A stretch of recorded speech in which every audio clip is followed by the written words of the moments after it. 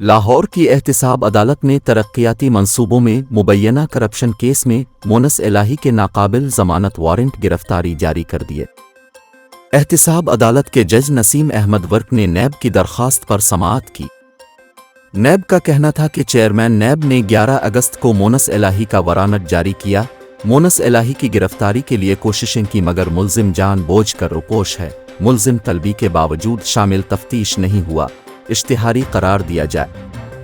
अदालत ने नैब की दरख्वास्त पर 5 अक्टूबर तक मोनस इलाही के नाकाबिल जमानत वारंट गिरफ्तारी जारी कर दिए। अदालत ने मोनस इलाही को इश्तिहारी करार देने की कार्रवाई आइंदा समाअत तक के लिए मुअख्खर कर दी।